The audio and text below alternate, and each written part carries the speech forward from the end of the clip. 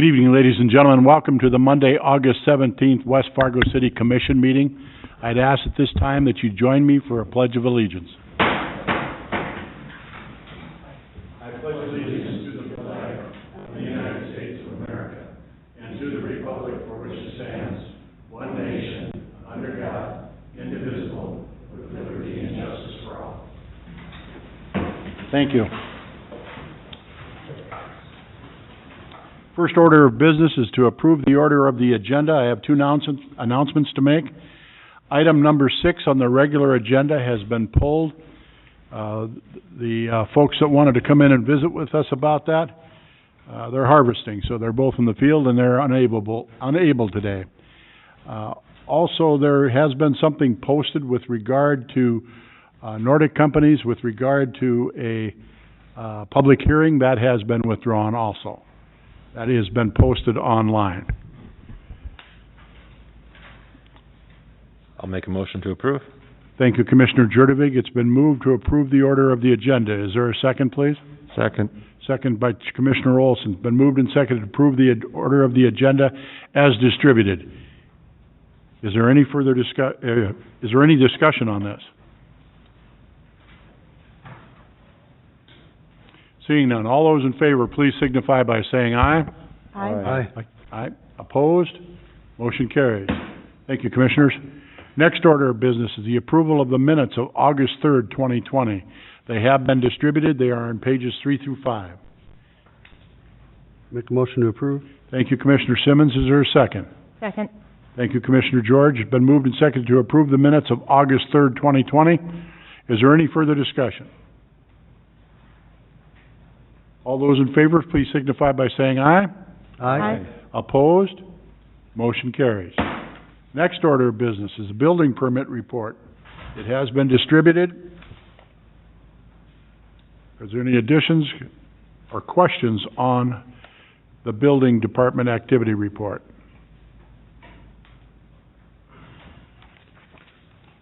I'll make a motion to approve. Thank you, Commissioner Olson. Is there a second, please? Second. Commissioner Jurdevig seconds. Been moved and seconded to approve the building permit report as presented. Is there any discussion? Seeing none. All those in favor, please signify by saying aye. Aye. Opposed? Motion carries. Next order of business is the consent agenda. It has been distributed. It is items A through M. I'll just make note there is a typo on page 18. It references August 8th instead of September 8th. Thank you. Emily, would you please make note of that, please? Thank you.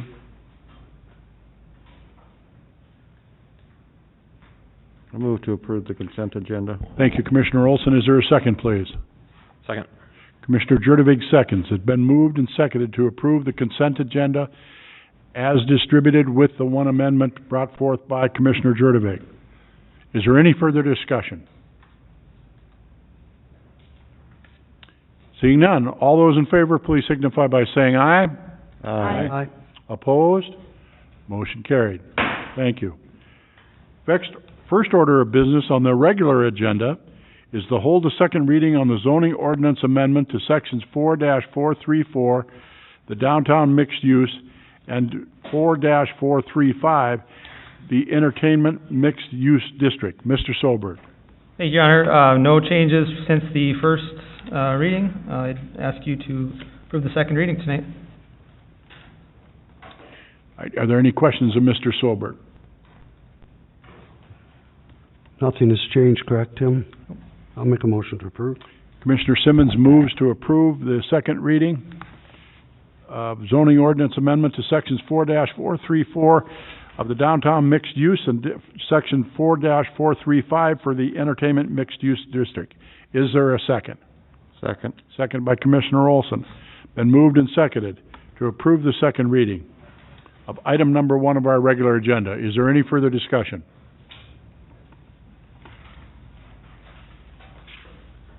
All those in favor, please signify by saying aye. Aye. Opposed? Motion carried. Thank you. Item number 2 on the regular agenda is the approval of a conditional use permit allowing for a home occupation, a hair salon, with customers coming to the site at 911 Mulberry Lane. Mr. Solberg. Thank you, Your Honor. We received this application in order to accommodate a home occupation, which would have customers coming to the home. Proposed home occupation is for the use of a room in the house for an in-home salon, with customers being by appointment only. The outside appearance does not reflect a business. Property owners within 350 feet were notified, and no comments have been received to date. Staff has provided both a copy of the home occupation standards in your packet, as well as the building plans for the property in question. At their August 11th, 2020 meeting, Planning Commission held a public hearing and reviewed the application, and are hereby forwarding the recommendation for approval. There is no public hearing scheduled. I do not expect that there are any members of the public that would wish to address the commission tonight. Thank you, Mr. Solberg. Are there any questions? Commissioner Simmons. Tim, are there other salons and homes like this?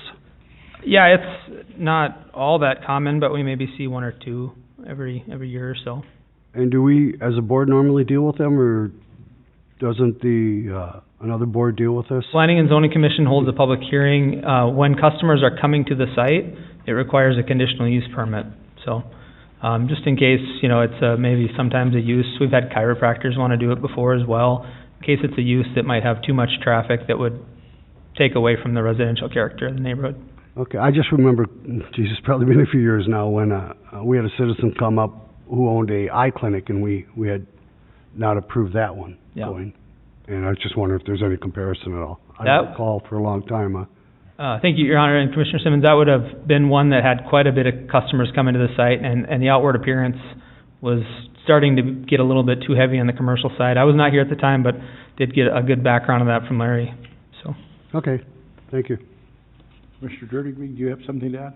Oh, I just made a comment that we approved something similar to this about a year ago. About a year ago, yes, sir. Okay.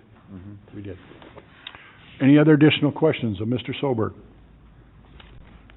I'll make a motion to approve along with the criteria for granting the conditional use permits that are listed. Thank you, Commissioner Jurdevig. Is there a second, please? Second. Commissioner George seconds. Been moved and seconded to approve the conditional use permit allowing for home occupation home salon at 911 Mulberry Lane. Is there any further discussion? All those in favor, please signify by saying aye. Aye. Aye. Opposed? Motion carried. Thank you, Mr. Solberg. Thank you. Item number 3 is the approval of a conditional permit allowing for accessory building greater than 1,000 square feet in a residential district located at 4709 3rd Street East. Mr. Solberg. Thank you, Your Honor. This application is brought before you tonight as a proposal for compromise and / kind of an appeal of the recommendation of the Planning Commission's ruling on August 11th, 2020 to deny the application. The proposal at the meeting was for a 2,600 square foot accessory structure. Elevations at that time of the building had not been available for review, so there's just a sketch that was available. At the time, concern was noted by neighbors both on size and style of the building. At the meeting, we believe the applicant kind of appeased the concerns on the elevations and has an updated sketch here that I included with your packet to show you. What they didn't do, however, was compromise on the size. Since that meeting, they've stated they would now reduce the size down to 2,000 square feet, kind of working on a 40 by 50 or less square foot structure. The largest constructed accessory structure within this neighborhood is currently 1,632 square feet. However, we did review and approve a 2,100 square foot building, but that was never constructed. So this would be the largest. With this ability in these rural estate or rural residential districts to exceed the minimum or the maximum size of an accessory structure, which is not provided in the other residential districts, we tend to look at the neighborhood for feedback. What is acceptable to the neighborhood? It's not something we typically do as a commission, but in this case, it's sort of been the precedent that we've done. The Nelson Acres subdivision, which would be south of 40th and west of Cheyenne Street, they have buildings in there upwards around the 4,000 square foot size. We always, when we do those, make sure they understand the home occupation standards, of course. In this neighborhood, however, it's been smaller scale, primarily just large garage-looking structures, and that's what he's provided here. So with that, I believe the applicant is here tonight. I'd offer to the commission that 2,000 is a good compromise down from 2,600. I don't know if that's acceptable or not. If you want to bring it back to Planning Commission, we can sure do that. There is no public hearing scheduled tonight, but we did forward the agenda item to the people that had provided emails to us. I think they just sent them out today, so I don't know how much time they've had to digest the fact that it would be here tonight. It is understood at the Planning Commission that it's a recommendation, either denial or acceptance, so the commission has the final say on that. I'm available for any questions. Would you clarify for me, in the specifications, the overall height is supposed to be no higher than 15 feet, and this gentleman is requesting the sidewalls at 15 feet, is that correct? That was originally in the staff report. Actually, the height requirement in the rural estate district is 20 feet for an accessory structure. And the way we measure height for buildings in residential setting is midpoint between the eave and the peak. So the midpoint of this is under 20 feet. It would meet that requirement. A lot of discussion occurred on that because people thought it was 15 feet, and that's what the standard is for accessory structure in a typical residential district. Thank you, Mr. Soberg. Other questions? Commissioner Simmons. Yeah, Tim, on a planning and zoning recommendation, says at their August 11th, 2020 meeting, they denied the conditional use permit. And right above that, it said, it is recommended that the city approve the proposed application. Who is the recommended? That the city? Staff recommended to... So staff is saying move forward, but the planning and zoning is saying deny it? With the compromise, our recommendation prior to that, so we're giving you the staff report that we gave to Planning Commission. We had initially recommended approval of it, and Planning Commission denies it, so we're kind of basically updating you along the way in our staff report. With their compromise, we would recommend approving if you determine that 2,000 square feet is acceptable. So the application as it is in front of us this evening has not been in front of Planning and Zoning? Not the compromise down to 2,000 square feet. So should we not send that back to them then? I think It's up to you. That's what- Yeah, it's up to you. Yes. That's what I would agree. I'd make a motion. Out of respect for Planning and Zoning, I would like it taken back to them. I'd make a motion, Mayor, that we send it back. Uh, Do you need a motion? Please. Okay, I'll make that motion, we send it back to Planning and Zoning. Commissioner Simmons moves. Is there a second? Commissioner Jurdovic seconds. It's been moved and seconded that this item, conditional use permit allowing for accessory building greater than 1,000 square feet in residential district located at 4709 3rd Street East be returned to Planning and Zoning for their review with the amended criteria. Is there any further discussion?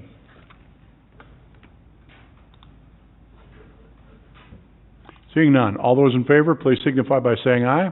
Aye. Opposed? Motion carried. Thank you.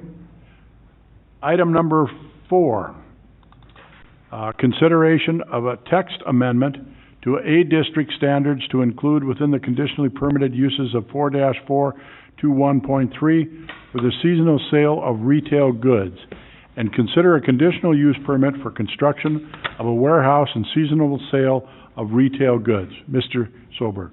Thank you, Your Honor. We received this application to accommodate the move of an existing fireworks business in our extraterritorial jurisdiction. The property has been purchased by Cass County Joint Water Resource District on behalf of the FM Diversion Authority for the construction of the proposed FM diversion. Building and use are currently in a light industrial zoning district and are permitted by right. The sale of fireworks is prohibited, however, in city limits, so properties for relocation are pretty limited by the owners. They have 2 potential properties that they were looking at, inquired with staff on how to accomplish this move. The city's comprehensive plan and policies would discourage a rezoning to accommodate the use, as we recommend leaving undeveloped and unserved properties zoned agricultural to avoid premature development patterns that are costly to future growth or to current unprepared township boards. Our ag district is essentially our urban preserve district. The first site that is being applied for is the preferred option by staff, given the sale of fireworks is not permitted in city limits, and we do not anticipate growth outside of the diversion within a very near future. The site is proposed west here of the diversion alignment, which will not likely be part of future growth for the city. Giving this lasting option for the applicant and avoiding the complexity of placing a single use within an undeveloped area appears to be our best option, we believe, for relocation. The city's ag district, again, like I said, is probably our best zoning option to discourage premature development. However, there are no standards within that district for the proposed use. So what we talked about with the applicant and with the city attorney is that if we provide this space for the moving of black powder fireworks, that we would add an amendment to the agricultural district to allow for seasonal sale of retail goods as a conditional use. The ability to review this proposal as a conditional use gives the city the discretion we believe necessary for potential unique future requests. So at the August 11th, 2020 meeting, we held 2 public hearings, reviewing both applications. Planning Commission heard public input, which is also attached to your packet on the east property, which is shown as A20-25 on the map. The Willow Creek neighborhood is just south of that, so they had some concerns regarding traffic and nuisances. And then also Planning Commissioners expressed some concern on the development of the A20-25 site due to floodplain both pre and post FM diversion. We're currently in a preliminary flood map stage. We haven't fully remapped this area, so there are some concerns with how we administer the floodplain in that area. I believe we can get past those, but that's something that we included in the conditions. In the end, they chose to pass both forward to the commission both as approved. They wanted to kind of punt, in their words, the more political discussion of where this should go to the city commission. To kind of back up our concern on A20-25, that's the Raymond interchange. Within West Fargo 2.0, we show that as a potential growth corridor for the city of West Fargo. To have development occur there right now is a little bit premature in my mind. The reason being is whatever you do there, we can't run infrastructure there in an efficient manner, so we can't bring water, sewer, et cetera there. So you're really just creating something that's going to be there for a short term, and we don't know how long or how short that term may be. So there's a little bit of concern there putting, a building that's intended for more ag, light industrial type of use of a metal building for a fireworks shop. So that was our big concern on that. Again, they did want to pass that political portion of this discussion to the city commission. The public hearing that occurred with the neighborhood, I think, is something that we'd probably have to revisit. Either one, if you approve either one, we're going to have to go back to planning commission for platting, and then also you'd have to push us to then add this text amendment to the agricultural district. So there's a lot more to come on this. I'm here tonight to kind of get your approval or denial of one, both, or neither. So no public hearing is scheduled. Applicants are here for comment, and I did asked Emily to forward an email from them to you. They are in a little bit of a predicament that they didn't look for the move. The move came to them in the fact that the diversion is coming through their property. So certainly have respect to that. Questions? Commissioner George. Okay, so based on reading through the packet, for me, looking at A20-25, the neighbors are obviously upset about that, and I can understand why. I think I would be too. Don't think I'd want fireworks sales in my backyard if they're demonstrating them or whatnot. But then I know it sounded like the business was upset about A20-24 being farther out, which I can understand from their perspective as well. Why are these the only 2 options? If we look at the next picture, there's that lavender area that's talking about it's already zoned light industrial. So what about something closer to the interstate or even north of the interstate? Why is this our only choices? I don't want to, Commissioner George, I don't want to speak for the applicant. I will make one comment though. We've tried to push them as far west as possible because I don't want to put them in a position where we're going to annex an area and then put them out of business. But I would maybe let them speak to the fact that real estate's kind of hard to get, if that's okay with Chair. Before they do that, Mayor, Commissioner? Tim, real quick, what, jurisdiction does the county planning and zoning play in all this? Because that's actually in their jurisdiction, not ours anyway right now. So No, this is within our jurisdiction. it's within our planning and zoning as well? Yeah. If they were to go about half a mile west, it would be out of ours. Okay. Additional questions, Mr. Sober? Okay. And I'd introduce Brad Schmidt, it's probably, that's okay. Good evening, welcome. Good evening, Commissioners. Thank you for having us here. Well, to speak a little bit about the lavender land, just anywhere around there has been really, really difficult. I've spent numerous man-hours trying to find an additional spot for us to move to. Nobody wants to sell. Municipalities tend to not want to have fireworks close to their area, but of course all the people want to buy fireworks. So you try to find that sweet spot where you're close enough to town, but also accessibility is huge. So that is why we settled on A25, is because of the accessibility, and we also we don't want to be kind of in the middle of a field like we have been. So we've called on the lavender piece, and that is owned by Newman Signs. They don't even answer our calls. We've called further west. They don't answer our calls. So we've settled on the site that's A24 is owned by the is it the Cass County Water District that purchased our land. So that's why they're willing to work with us a little bit. And the proposed location of A25 with a better accessibility and longer term better for us is we negotiated a deal. We're trying to negotiate a deal with a landowner that actually sold us our building. So we've spent a lot of time trying to find a spot. It's very tricky though in that area. So are there any other questions? Thank you, sir. Questions? No? Okay. All right, Thank thank you. you, sir.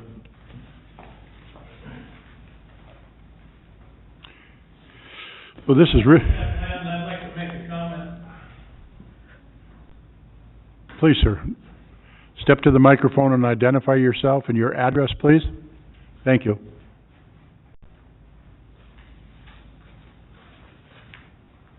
My name is Neil Thompson. That land's been in my family for probably longer than anyone that's been born here in this room. We've tried to be good neighbors. I've been forced to sell the rest of that land to the Fargo diversion, and I only own 64 acres left. It's going to be very difficult to try and farm that or rent it out. I'm retired. So I've heard the powers that be want all that land zoned commercial. So if that's the case, I want to try and get it sold now. So if it's zoned commercial, why can't we get some commercial buildings in there? If it's not going to be zoned commercial, make up your mind. Don't leave me sitting on the fence here. I'm 75 years old. I want to get this done. So I've heard that it's all going to be zoned commercial eventually. So I don't know what the holdup is. Can you specify which area you're talking about that you own in the picture? Can you? Do you own it all? 825. Well, I owned all of it. The Fargo diversion got the rest of it. Okay. Didn't get a very good price out of it, incidentally, and I'm trying to recover what I can. Okay, so they basically 825, that whole area east of the diversion, north of that residential neighborhood we're looking at commercial event. Is that what we're looking at? Not. I've been told through the diversion people, or the powers that be, that eventually that land is they want it all zoned commercial. I've wanted to build homes over there for years, and West Fargo's made it impossible for me to do that. So eventually with two diversions, it's going to be very difficult to farm. You won't be able to get equipment across the two channels, and who wants to farm 64 acres? So I want a decision made on this one way or the other. So this is right in line with, from what I understand, what you want. So I'm wondering, and I don't know if this might be more for Tim then, if he owns all of it and it's possibly all looking at being zoned commercial, couldn't we take that business then and move it much farther north so that fireworks aren't right in people's backyards, essentially? Well, it'll be close to a half a mile north of that building. Yeah, and that might make a difference to those residents. Yeah, they can move it, put it to the far north end of it, yeah. Mm-hmm. So is one of these two items on this picture, is that your farmstead? No, that, farmstead belonged to my sister who's, passed, and it's owned by another fellow now. Okay. But that was in our family also. Okay. It's sold. And there's a tiny little deal in the corner there owned by Gary Griffith. And he wants exorbitant amounts of money for that. Yeah. Crazy. So, regarding Commissioner George's question then, either proposed location is your property now, is that correct? No. The Fargo diversion bought that from me. The west portion, I don't know what... It was owned by you. A20-24 and A20-25 was owned by you? I owned all of it before the diversion Okay, took it. thank you for that I've clarification. owned it for years. Farmed it for 40 years, and my father farmed it before that. So from your point of view, are you okay with the fireworks going in either location, just so it moves forward? I would prefer it would go on the east location, but it would be a lot easier for I'd like to get development started there, because from what I understand, it's gonna be there eventually, so let's go. My apologies, he owns 25. Used to own 24. Currently owns 25. Thank you. That's I what I don't know was what trying to these get to. numbers are you're talking about. Okay. I'm sorry, yeah, it's numbers we're working with. Thank you very much for your time. You're welcome. Mr. Solberg, the gentleman keeps referring to that the diversion authority is telling him that it's going to be zoned commercial. What part of dialogue have you had in that? None with the diversion authority, that I can recall. I would, point the commission to our policy analysis here, speaks directly to, what he's referring to. We call this our C1 deferred development sector. I think we have some ideas that it being an interchange, et cetera, it has potential for growth. We call it kind of a growth sector. Sure. However, without any municipal services in the area, we recommend development not take place until the diversion is operational and revised floodplain maps have been available. So that's our policy stance on this. I certainly don't want to take away from his desire to sell that land if you can't, that's kind of outside of our conversation here, that what happened with the diversion. I do think it's something obviously you want to think about as you consider it, but really there's no infrastructure here. So we can't just zone it commercial and expect it to grow. There's a tremendous amount of investment that the city has to make and the city has to pay for in order for it to be developable as commercial. And that's something that we have not discussed. We don't have any money available to do such a thing without major bonding. So that's just something that, for just to say it should be commercial and just have commercial there, we don't have that ability. We don't have an aquifer underneath here to serve in water. We don't have proper soils to do sanitary septic systems properly here. Sorry. Here. Please, So I Commissioner think what Simmons. you're saying, if that we even approve this for them to go through with this, they're not gonna have city water or anything at this point. No. There's no infrastructure, so No. how do they plan on even moving forward without it, I guess would be. Well, you can get casserole water. Yeah, you can get casserole water. The point of it is, in what we're proposing in the conditional use permit, if you were to approve A-2025, is that we would sunset that at some point to when the city were to annex that, knowing that potentially the city's gonna annex that, city will bring in infrastructure. We don't wanna be in a position that we've been in so many cases in southwest Fargo, where we try to then bring infrastructure in around rural style development that has septic systems rather than hooked up to city sanitary or rural water or well versus city water. So those are the things we're trying to avoid when we try to defer development in areas that we don't have infrastructure. Wouldn't the biggest concern be the fact that it'd be a fireworks business inside the city limits, which is prohibited by law? Absolutely, and that's another part of that sunset clause, is that they would understand that going into that. And then the applicant has stated that they understand that. So they have a sort of a secondary play on this, is that it's good development potential for the land, knowing it might be 10, 15, who knows how many years until we can actually get there. So, question for Mr. Shockley. So with that sunset clause, that does that mean that we're, responsible for paying any appraised value of that property, or they'd have to sell it to another type of use? That's not fireworks in the city limits. Typically, if you impose a sunset clause in your conditional use permit, the person that has the conditional use permit, they take it with that, and there's no buyout that's due to them. I think what Tim is trying to highlight is that at the time the city would annex the property, it probably would have some development potential, just because it's coming in the city limits, so it wouldn't necessarily be adverse to the property owner at the time of annexation. Okay, thank you. Mayor? Mr. George? I'm sorry. Yeah, so I'm just wondering again, if it's the No. same gentleman that owns that whole section of land, why can't be like the furthest north or northeast corner of the land that he owns instead of right next to that residential neighborhood? Thank you, Commissioner George. I believe if you look at the blue highlighted parcel, that's what, Mr. Thompson owns, and that's where they're trying to make the agreement here. The access is the problem, you see, and so the red spot that we have highlighted there has the best access for them. They were looking at this property to the north of that and weren't able to come up with a deal there. So, it's just the nature of trying to find property that Okay. fits the bill. Well, you could have a road in there and then go north to the north end of the property. Please, Commissioner Simmons. I was actually gonna just mention what, Commissioner George said, but I'm just debating, north or south. Wouldn't it be better to go further south away from the city rather than closer?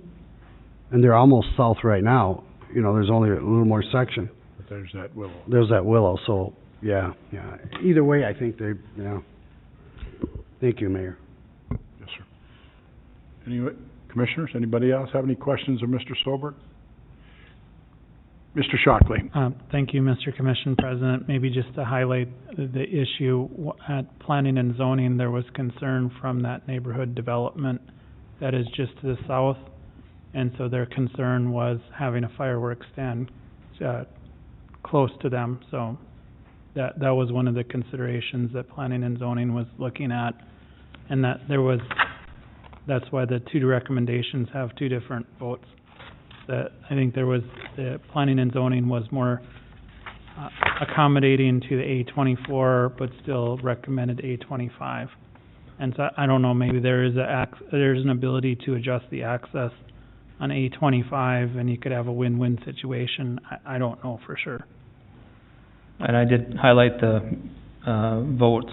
A20-24 was a 4-to-1 vote, and A20-25 was a 3-to-2 vote. So, I like Mr. Shockley's idea, and the gentleman, putting an access road in there, maybe it could be a win-win for everybody if we looked at something like that. But I just don't like putting it right next to that neighborhood there, since we've already heard some complaints. It's also going to be somewhat temporary, correct?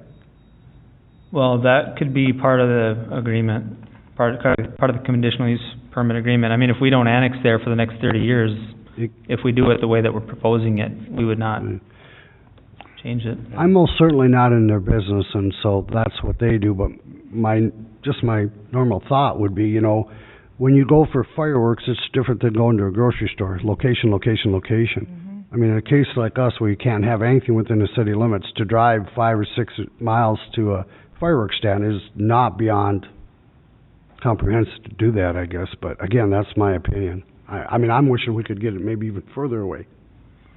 And I don't know where else there is, which the land may be cheaper too, but that's their call, it's their business. I missed it, did that gentleman own the land on A2024 as well as highlighted? This one is actually owned by the Cass County Joint Water Resource District. They purchased the entire lot, Okay. and they have some leftover portion of it that they're willing to try to work with. Otherwise, they'll see. probably sell it or auction it, I'm not sure, after the diversion.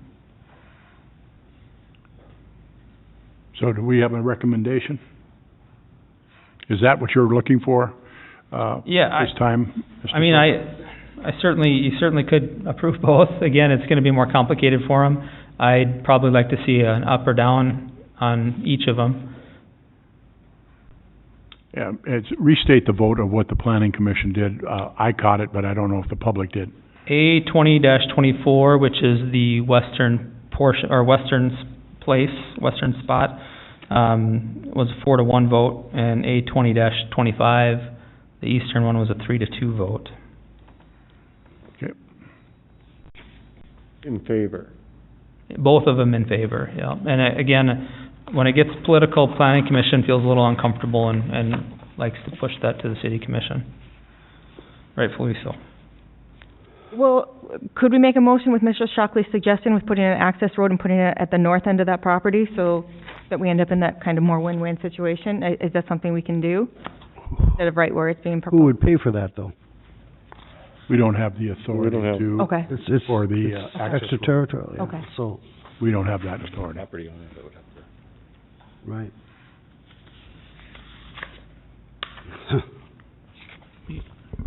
You certainly, Mr. President, have the authority to forward any recommendation back to them because they do have to come back to planning commission, so. Mr. Jurdevik. There was a comment in one of the emails that talked about, lighting off fireworks. And I think I saw another email from the business owner that said that that was not true. Is that an accurate understanding? It was stated at public hearing by the person who sent the email, and we did note that they would get that forwarded, so I would allow the owner, if you'd let him, Commissioner President, to state that that is not true. Yeah, I guess my question is, do they ever light off fireworks on this business property? Yeah. Please, state your name, please. My name's Kevin Brennan. I'm one of the owners of Black Powder Fireworks. Welcome, Kevin. Thank you. Thanks for hearing us.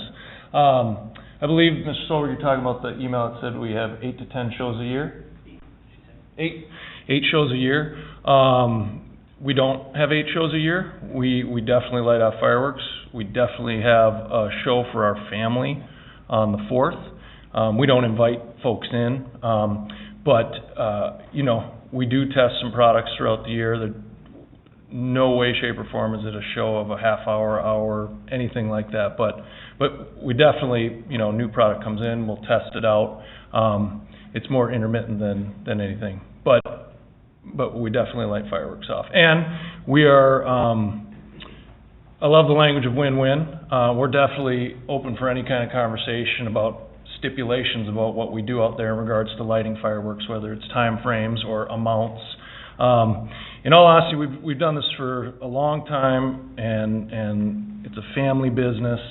And that thing we do on the 4th, it's a 20-minute, lot of fun, hard work. There's our sweat. But we're willing to work. We're willing to. And my question isn't so targeted about what you do on the 4th, because Sure. we allow fireworks on the 4th Sure. itself. So Sure. it's much more at other times throughout the year with Yep. being that close to a residential area. Yep. I guess I would have concern with that. I just have one Commissioner more Simmons. while you're up here. Thank you. So I want to make sure that, I guess you are in the understanding that and who knows when it will be, but someday it will happen, we will annex in that area. Yes, sir. And you realize that at that point, you will be gone, Yes, sir. and you understand that. Yes. And so then you will pack your bags and move another 5 miles or whatever it may take. Yeah, the nuts and bolts of it is, it has been very difficult to create a business that has been successful. It's been 15-plus years, and we've done it. It's taken everything. And the fact that we have to move, life gives you curveballs sometimes. So the problem with the west, A24, is we're right on 94. We have a ton of out-of-state traffic that's just coming by. Whoa, look at that. And off they come on exit 342, which would be by A20-25, and then they swoop around. If they're heading towards the west, then they hit the Kindred exit and come back. If we're not at A20-25, we're gonna significantly miss a lot of that traffic of people just buzzing by, vacationers, et cetera. Will some maybe come and then exit at 342, hop back on, go back down to Kidder and back route? Probably. I think not as many as we'd like. Any move is gonna hurt us. Just from being in the business, we've experienced that. A20-25 will hurt less, and we've built a lot of loyal customers, and we're almost muscle memory to them. They know where they're heading, they know where the exit is. So that's why that is our preferred. Okay, thank you. Thank you. Anyone else? Thank you, Kevin.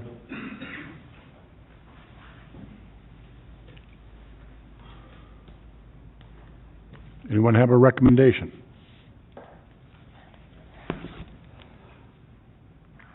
Well, I guess Commissioner? I hate to say this because you're gonna make half the people mad, but I think we have to protect the residential neighborhood. That would be my primary concern.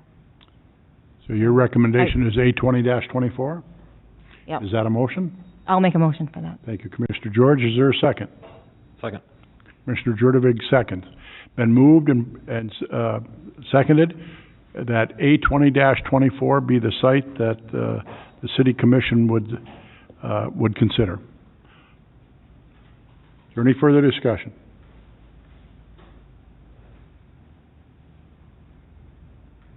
Call for the vote. All those in favor, please signify by saying aye. Aye. Aye. Opposed? Motion carried. Our recommendation is A20-24, Mr. Silver. Okay. Thank you. Item number 5 is the approval of a petition for an improvement district of 9th Avenue Northeast between 5th Street Northeast and 7th Street Northeast. Mr. Doug Giesland. Welcome, Mr. Commissioners, Giesland. my name is Doug Giesland. I'm here on behalf of the Nordic Group, Inc. The petition is to ask to have 9th Avenue completed from 7th Street, amounts to 2 blocks west to 5th Street. It's the final infrastructure within our development there that encompasses much of the ground between 7th Avenue and 12th Avenue and between 9th Street and 5th Street. The storm sewer was put in a number of years ago, so what we're asking is to start the process for water, sanitary sewer, and concrete paving of that stretch of about, I suppose it's about 800 feet by the time around the corner down to 5th Street. Okay. Thank you, sir. Any questions, Mr. Giesland?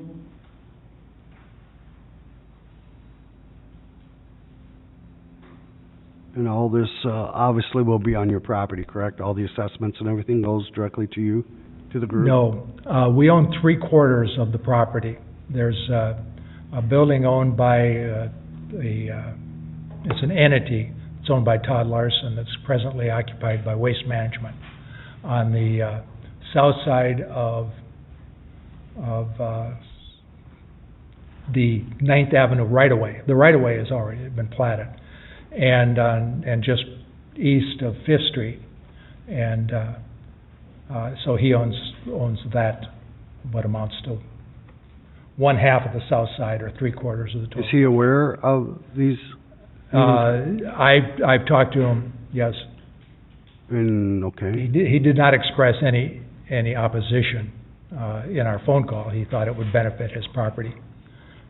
Obviously, he hasn't seen what the cost might be or have any idea at this point, but. Sure. Additional questions for Mr. Giesland? All right. Thank you, sir. Commissioners? I'm just wondering if Mr. Scott has any comments, our city engineer, on this. Mr. Dustin Scott, City Engineer. Good evening, and thank you, Commissioners. Yes, so traditionally, the city engineer has brought forward a petition like this and presented it and requested the commission to move forward with creating an improvement district or to move forward at all. And one thing, from a policy standpoint, we'd like to kind of move forward in this direction where a developer will come forward with a petition, request the city to move forward or not.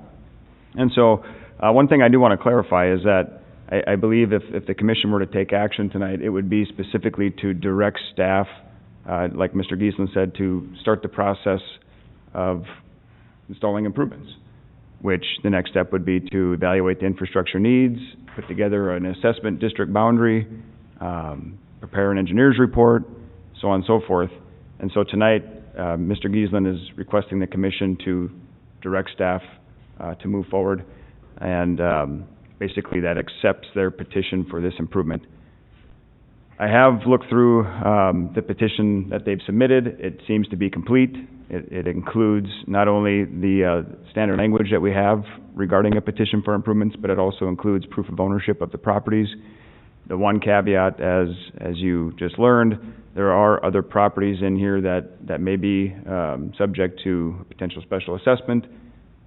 Regarding street improvements, there is a process by which we go through. It's called a resolution of necessity, where we will have a protest hearing scheduled, where properties that are located within that assessment boundary can protest the proposed project.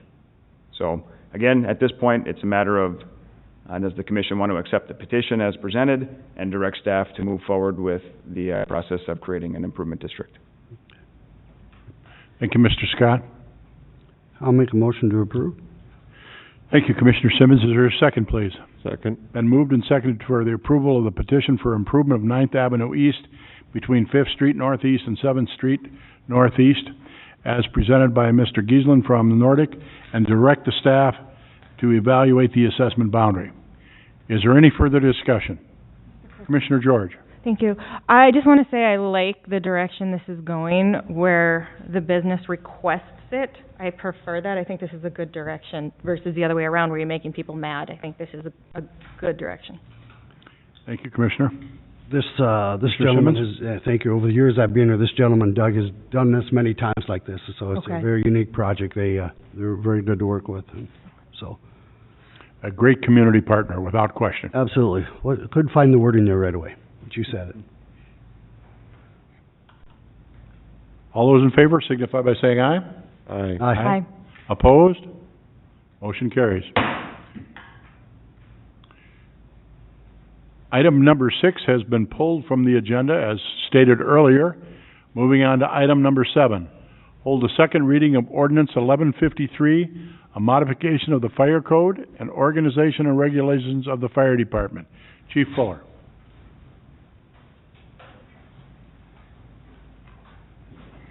Good afternoon, Commission President Darts, members of the Commission. This is the second reading for this proposed ordinance change. The genesis of this came from the two factors. Number one, that our fire ordinances hadn't been updated in at least a decade, and the second, that with bringing in the fire department from an outside independent organization into the umbrella of the city, we needed to have just a basic reason to exist within the ordinance. So that is the first thing that started this. I'm open to any questions as they come up. And Mr. Commission President, Mr. Shockley. there's been no changes between the first and second reading. Thank you, sir. Yep. No changes between the first and second reading, in case you didn't hear Mr. Shockley's comment. If there's no questions, I'll make a motion to approve. Thank you, Commissioner Simmons. Is there a second, please?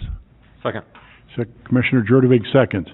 Been moved and seconded to approve the second reading of Ordinance 1153, a modification to the Fire Code and organization and regulations of the Fire Department. Is there any further discussion? All right, we'll proceed to vote. All those in favor, please signify by saying aye. Aye. Opposed? Motion carried. Thank you. Thank you, Chief Fuller.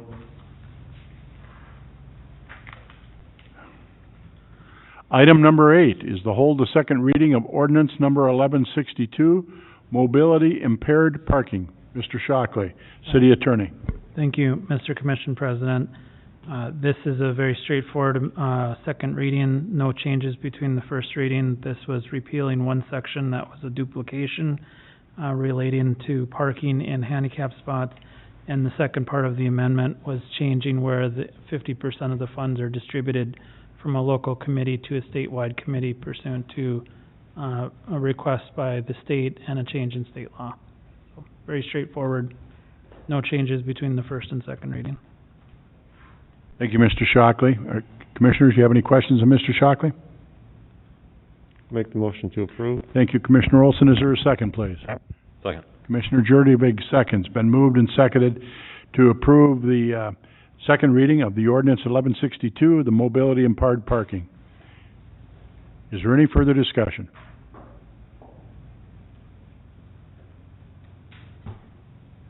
Hearing none, all those in favor, please signify by saying aye. Aye. Opposed? Motion carried. Thank you, Commissioners. Item number 9 is to review the recommendation for an intercultural development inventory assessment of employees and the formation of a community inclusion working group to develop a community inclusion plan. Ms. Richards. Good evening, Commission President Dardis and Commissioners. Tonight, I'm making the recommendation to contract Letizia Hellerud and colleagues to conduct an intercultural development inventory, or IDI, of all supervisory employees. Those are employees who supervise others and above, and facilitate the creation of a community inclusion working group. The IDI is a 50-item questionnaire to help employees increase their intercultural competence. Intercultural competence is an important factor for employees to focus on. It's a key capability for working and living effectively with people of different diversity factors. It's also been proven to improvements in intercultural competence can lead to greater success in diversity recruitment and hiring, higher quality interactions with superiors as rated by subordinates. So subordinates, after their superiors go through this assessment, have rated their interactions with their boss higher quality, greater capacity for regulating negative emotion, and greater cognitive complexity, and that means how well people perceive things and analyze events and structures and experiences they have. This can lead to help with things like efficiency, problem solving, innovation, and strengthening teams. So although it's focused on improving how we interact with each other in regards to diversity factors, it has other implications that it can assist with. As I mentioned, there's multiple factors of diversity. They include age, gender, nationality, and ethnicity, and the IDI assessment works through all of those. After the IDI is completed, each individual who completes it receives a custom report and development plan that they go through with a facilitator. That's what makes the IDI a unique proposition, that it's not just results that kind of exist in a vacuum, but you work one-on-one with someone to review them and build a plan for further development. It also allows organizations to identify insights at a department and organizational level, so not only will it help us work with an employee individually, but we can also gather some key learnings that we can utilize on higher levels than that. It also provides recommendations for learning interventions that have been proven to impact critical needs. So it's not just watching a webinar and hoping that it makes an impact, but they have recommendations for specific ways to make that impact. Furthermore, the nice thing about the IDI is the one-time fee for the test provides unlimited access to retest and track progress. So once you take the test, you can take it again in a year and see if you've developed further on the competency spectrum that they have. I believe that completing the IDI assessment tool process is a proactive step in maintaining a work environment that provides equal opportunities, as referenced in the HR policy, maintaining a work environment that's also free of harassment, as referenced in HR policy, and it can help to improve the customer service experience provided by staff to the community. So that's one part of my recommendation tonight. The second part is to further invest in the community's environment of inclusion and equity. I'm also recommending the creation of a community inclusion group that is facilitated by Letizia Hellerud. The purpose of this group is to bring together multiple sectors of the community to report and collaborate on strategies and action items that maintain a welcoming community.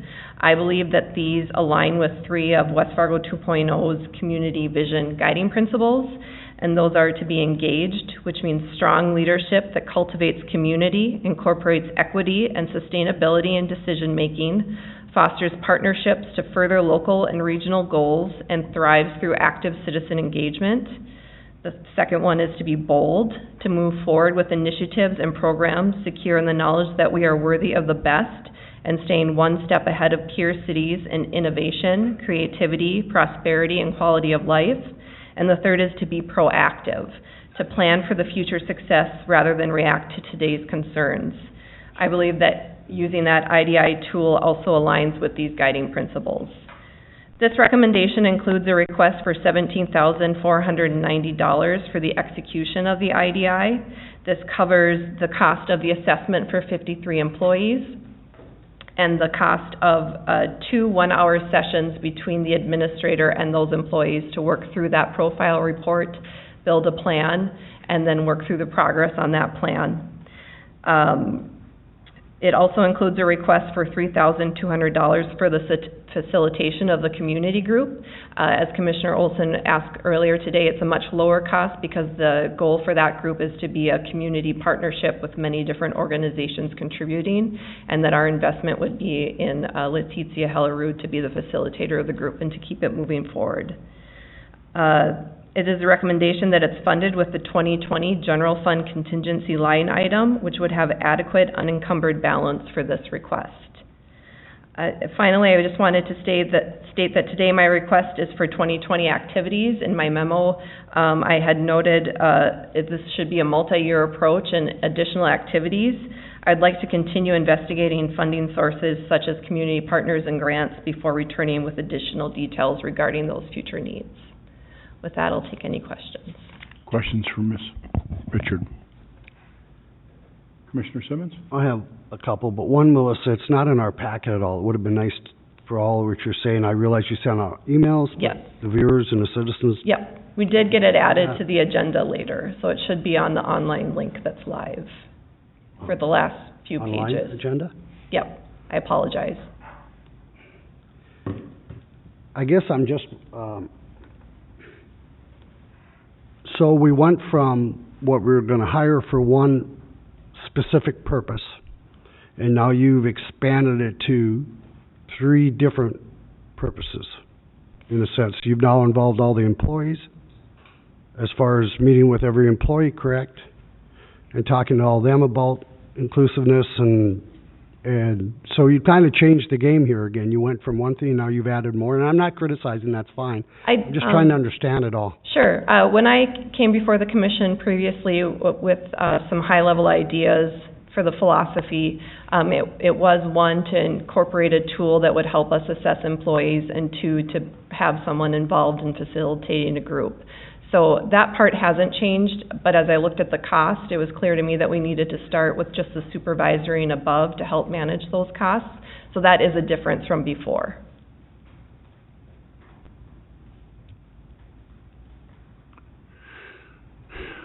Is your IDI assessment and that of Mrs. Hellerud, are they married? Do they have to be together, or can we consider these individually? Mrs. Hellerud would be used for 2 things. One, with the IDI assessment, it's not enough to just take the online quiz and get the results. You want to have someone who's a qualified facilitator to work with the employees to build the plan, and she is one, and she has other colleagues that she would bring in who are also certified. That's why there's a blended rate of $150 per hour to do that. So that is one. Those 2 should be married together, or we shouldn't make the investment, in my opinion. The second one is that we need to, I felt like we needed to identify someone to facilitate this group with all these partners working together, so that we ensure there's at least one person who's managing the progress and helping things move along. But those are 2 different recommendations around the same topic. Commissioner Jurdovic. Just a potential question/idea. You know, instead of starting with 53 employees, would it be possible to start with 20? Absolutely. And get feedback 6 months down the road as to the effectiveness, the value, and use that as kind of to help make a future decision as to the rest of the staff. I feel like jumping in with 53 is a pretty large commitment up front that, I don't know. Absolutely. A very natural place to cut that line would be department heads or directors who are at the top and will have an impact going down, and that would be about 20 individuals. Commissioner Olson. I understand, like, when we first talked about this, we don't know what we don't know. So wouldn't it be, in my idea, to get the bigger group together first before we start working down to the employee level? That's a great question. These are kind of two separate concepts. So one is the City of West Fargo's investment in our employee, and I think it's a great proactive strategy, not just in regards to how the community sees us, but what we need to do to create a good working environment. And so I think it's still valuable to do this. It will also give us learnings that we can take at the department level and the total organization that we would bring to that bigger group to work on. So one can feed the other just as well as the other can feed one. So it's... Commissioner Simmons. So, Melissa, how did we go, I guess, or my impression, when we were originally talking about this, we were basically talking about Fargo 1 and how to make sure we understand things. You know, all of a sudden, it seemed like we're moving to it's a whole different thing now than what it was when we first started. Is that still part of the procedure? Is that still part of our process too? I don't have any comments on how we are planning to work with One Fargo or what the plan with that is. There was a certain point when there was a lot of activity going around that we decided to really evaluate how the City of West Fargo would operate and address the situation, and so that's where this came from. I don't know what discussions around One Fargo have been or what the city has committed to. We just reached a critical point where we felt our population is different. There's different factors. We wanted to approach this community-wide, so it's not just about how the city is interacting or how a certain department is, but how the whole community is operating. And the IDI assessment for the City of West Fargo would be a critical investment to at least demonstrate our leadership in this area as well. Mrs. Fisk? Thank you, President Dardis. I just want to say a couple of things.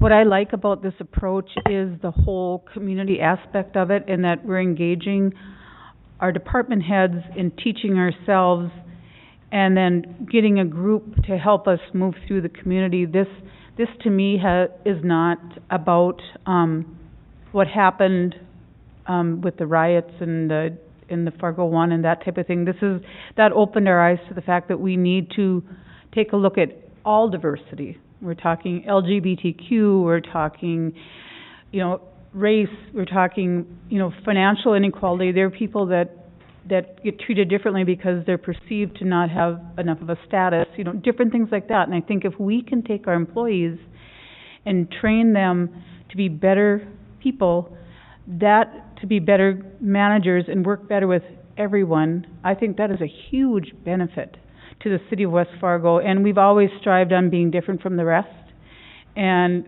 taking the best path forward for our community. And I think this is taking our best path forward. I think the combination of this could be phenomenal. And if it makes a difference in our interactions with one person, it's worth it. But I do believe it'll have a huge impact, and I totally support staff and I agree with your observation of start small and see how it works. That's fantastic. And it's very exciting to be able to have that kind of interaction and see what your biases are that you don't even know are there. So I would wholly support this request because I think it's just a fantastic idea all the way around. Thank you. Mrs. Richard and I had a conversation months ago. I came back with a suggestion or the possibilities of doing an assessment within the City of West Fargo. And I want to stress that. That was the basis of our conversation. We had a lot of things happening in the joint communities about us. Some positive, some very negative. But I was involved in those conversations with the various groups that were protesting. I was involved with other city leaders. I was involved with our Human Rights Commission from Fargo, the Human Rights Commission. There was commissioners there from Moorhead and the like. And the one thing that was very evident to me is that we were at the table and part of those discussions, but we've never been really engaged in that assessment of what our community people feel about how things are done. So after a couple of these press conferences and all this business which I was highly uncomfortable of, but I was speaking at Island Park on a regular basis along with those groups. And the feedback I got from them was positive, not what you saw on March 30th. So that's what precipitated the conversation with Mrs. Richards and I, and Mrs. Hellerud and I. She's an amazingly accomplished woman, and for her to share those talents with us, I thought was an opportunity. The most positive thing about all of this discussion has been the one foremost thing. As people of color, brown, black, Asian, have reached out to me when they've heard some of these comments and said, if the community moves forward with this, which we hope you do, please include us. Superintendent Sleddy in the school district, they have some diversity in their teachers and their administrators, and certainly within the student populations and their staff. And they were very positive and said, me too, if you're going to move forward with this. There's been a number of clergy that have reached out to me. I forwarded all that information and names to Mrs. Richard with regard to talking about the inclusion working group. Okay? That's what I'm talking about here. Our community stands ready to support us and to move forward with this. They're volunteering. So that's extremely positive. And so that's why I asked the question about the IDI assessment. I like what Commissioner Jurdevig has had to say and Commissioner Olson with regard to the possibility of some different numbers there or of how that might be approached. But that inclusion group is community members only. This isn't for the radicals from Minneapolis to gain a seat at the table, with all due respect. It's for the wonderful people that live in this community that want to talk about our community. The first black gentleman that reached out to me, charming guy, thinks Jerry Boyer is one of the best guys that he's ever met in his life, and he talks about it. The reason he called me, he says, what I know about the West Fargo Police Department is not what's being portrayed in the media. And I've had several meetings with him. Charming guy, intelligent man. Grew up in Minot, North Dakota. Has a very responsible job here in town. So, people like that, a Hispanic lady that I've known for 30 years, absolutely as capable as they come, reached out to me first. She's concerned about sometimes the way her Hispanic son is treated in school. She says, please do this, Bernie, and let me be a part of it if I can. So, we've had some public input asking us to do this. You know, Ms. Richard, I have total respect for the way that you've approached this and the like. It's a little different than what we initially talked about, but I respect that because it isn't just about race. This is not about race. It's how we treat one another as human beings and how we might deal with sexual harassment in the workplace. I mean, it goes through the whole thing of everything that's in our Human Resources Handbook. It isn't just about the one item. Because if this young Hispanic man is being bullied in the schools, then that's a concern for us as elected officials. And it's a concern for the church community. It's a concern for the school district. So, I am a big fan of the Community Inclusion Working Group, and I'm going to stress one more time. This is for people that live in this community. This is from our homegrown or those folks that have moved into our community that consider West Fargo home. That's going to be the criteria. That's the only criteria. They're from home. Mayor? Commissioner Simmons. So if that's the case, and I respect that, and I understand the inclusion part with the people, but why should it cost us $20-some thousand to do it, and then $20-some thousand probably I mean, it sounds like you want, why should it cost the taxpayers $20,000? Most of those are volunteer people that can come. I understand we would need a leader to do it. You're including more than just that. That's my concern. The portion for the Community Inclusion Action Group is $3,200. The more significant investment, as it was proposed in this memo, was for the 53 employees to go through the IDI assessment. So that number significantly changes if we change that number or decide not to go forward with it. So you're asking us for either or half, or do whatever? May I make a suggestion? Sure.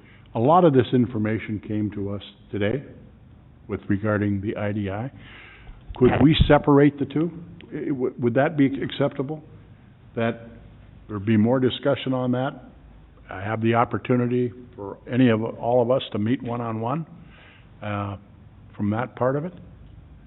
I'm a little uncomfortable with voting on the 53 myself, and I'd like to see a breakdown if with Commissioner Jurdovic's suggestion, if you would maybe forward it to us who that 20 or 23 might be if you were to reduce that number. Yep, because absolutely. we obviously all have working relationships with those people, that we'd identify that level of management, supervision. So you're willing to take and divide them up then, Melissa? We'll vote tonight on the inclusion one. Absolutely, absolutely. And then If that's acceptable to you, I'm okay with that. it's just a suggestion. I'm okay with that. All right. Yeah, I would make a motion to approve the $3,200 for 2020 for the Community Inclusion Working Group. Thank you, Commissioner Jurdovic. Is there a second, please? I'll second. Commissioner Olson seconds. Been moved and seconded to approve the $3,200 expenditure for the Inclusion Working Group coordinator. Is there any further discussion?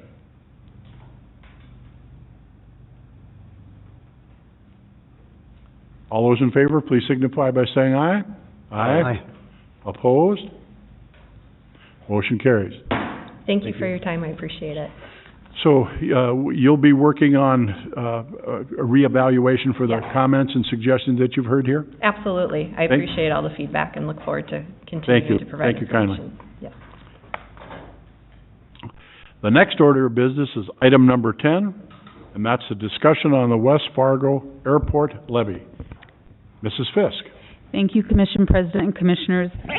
Actually, from our discussions, what I have done is I had reached out to the Airport Authority, as I said I would, and I had a meeting with two members and Robbie, who are here in the audience today, just to talk to them about the thought process that we had when we were having our discussions. And through that discussion, they asked if they could come and visit with you as a board, and so truthfully, this is their agenda item. They want to address you and just have a discussion.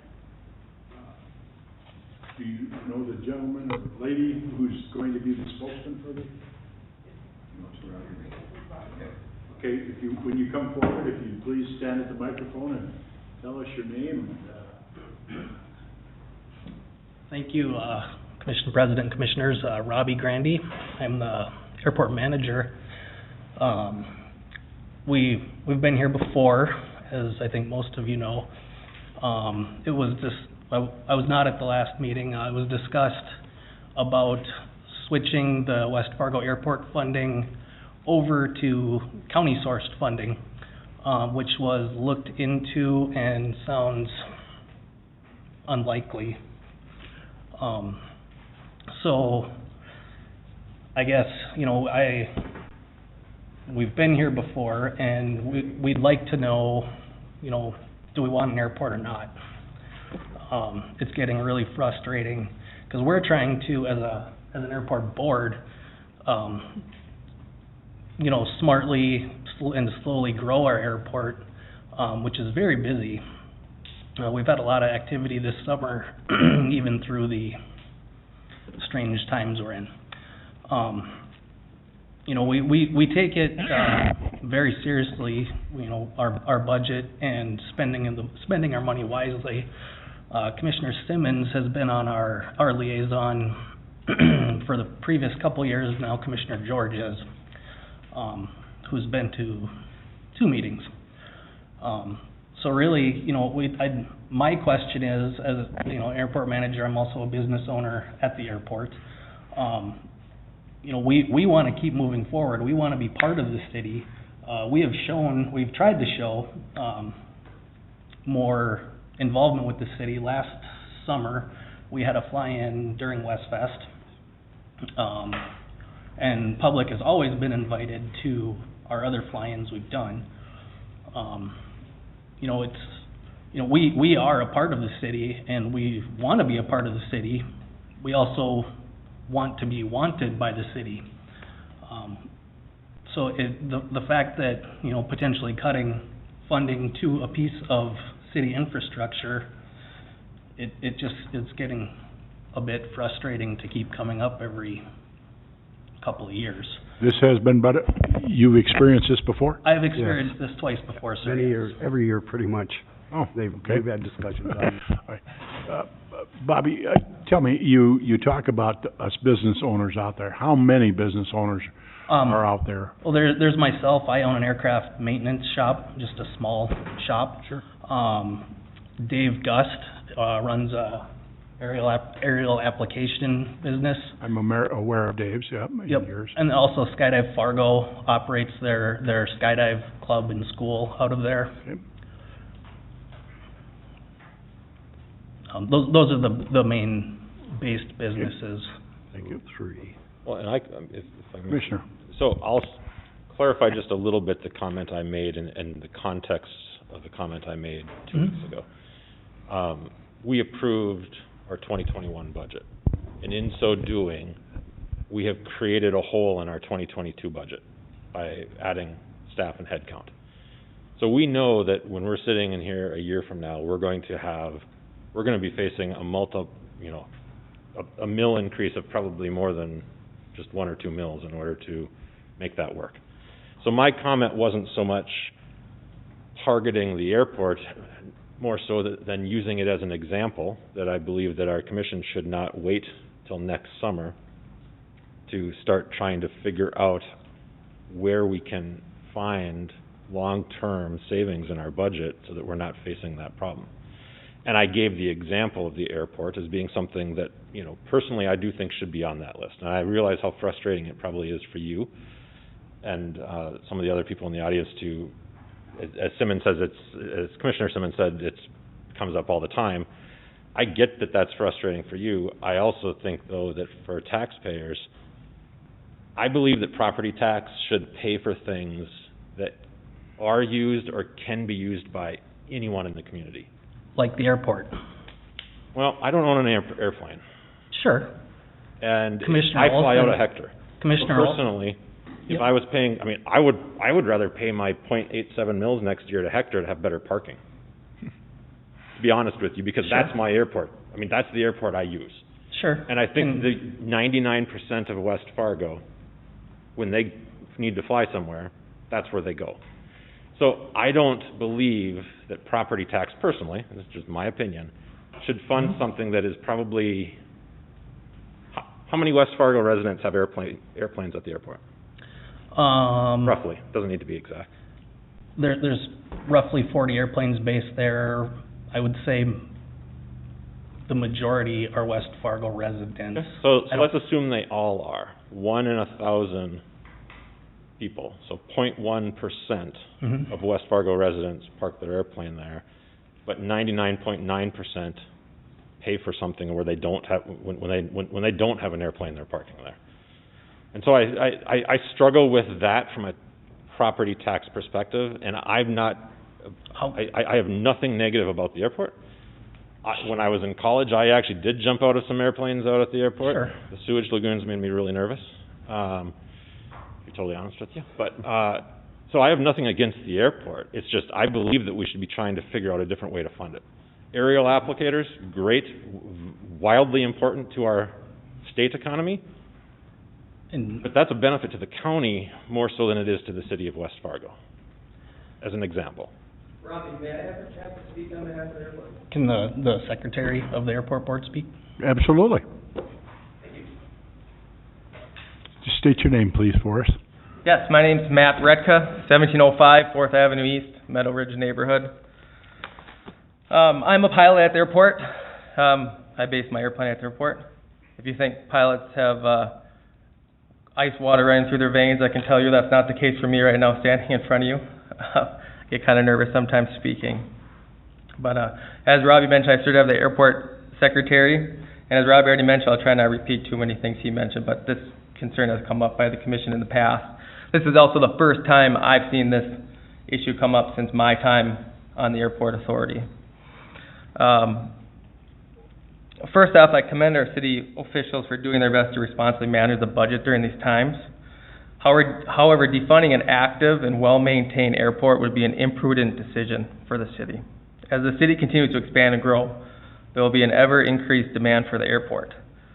By my math, the budget the airport gets is 1% of the total tax assessed mill levy, of $13,160,000 we get on average. I'm going to tell you, I think, 3 reasons why I think the airport's worth that 1%. One, the West Fargo Airport has been a fiscally responsible entity of the city for 40 years at its current location.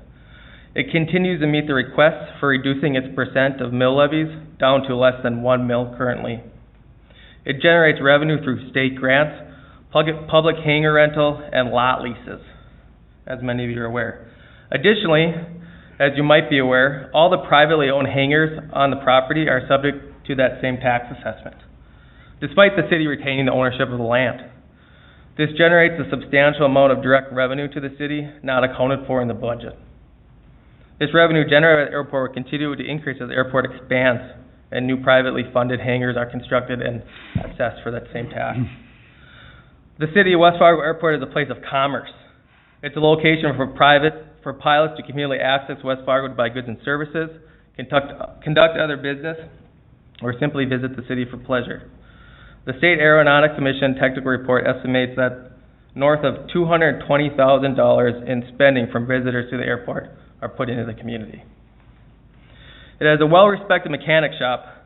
Like Robbie underserves he has a little mechanic shop there, but he brings in people from all over the state of Minnesota, North Dakota, and beyond. Very well-respected shop.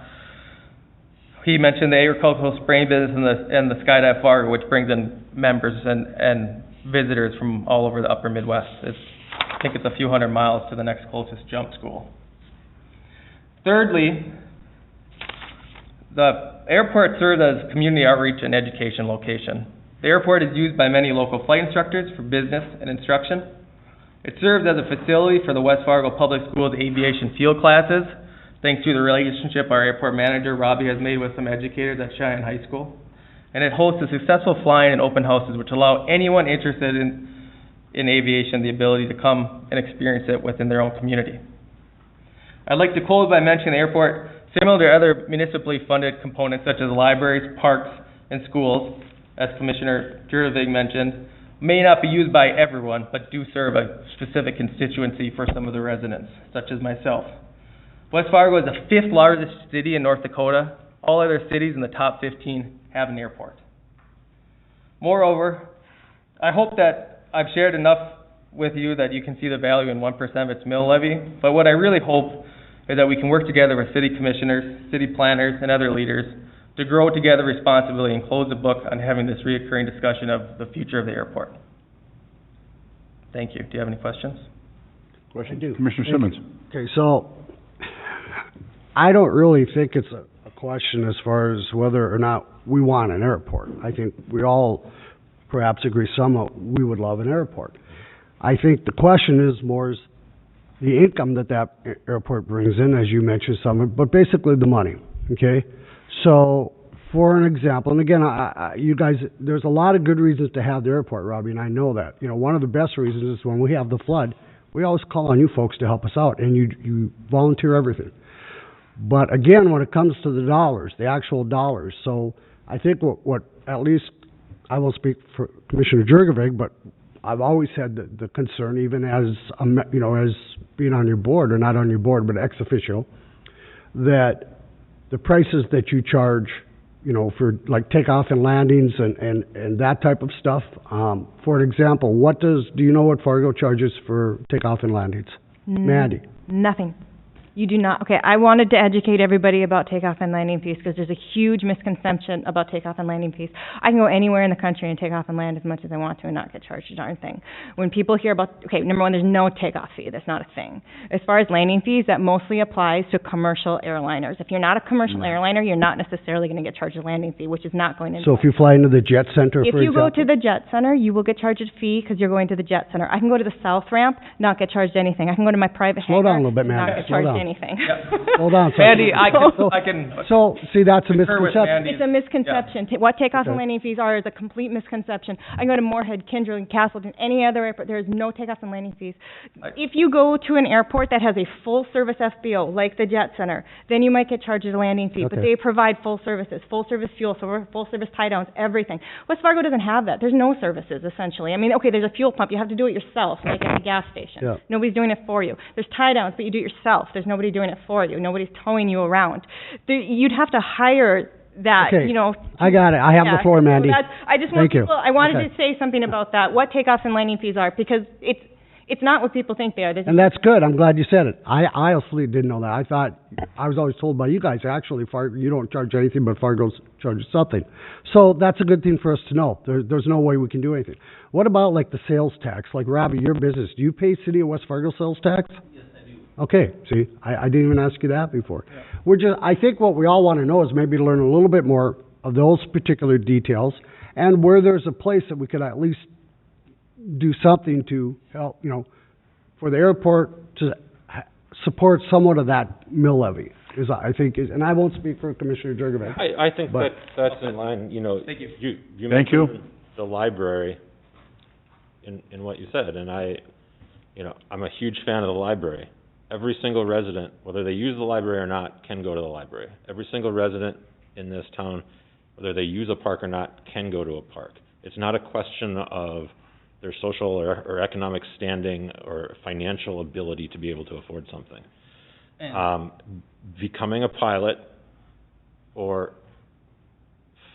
buying an airplane tends to be a pretty small percentage of the population, and that's just where I'm gonna personally disagree and believe that is not where a person should be spending property tax, in my opinion. That's the perfect scenario, and I realize it might not be landing fees, but it is the perfect scenario for some type of use fee, when such a small percentage of people use something. Maybe there should be a fee to skydive,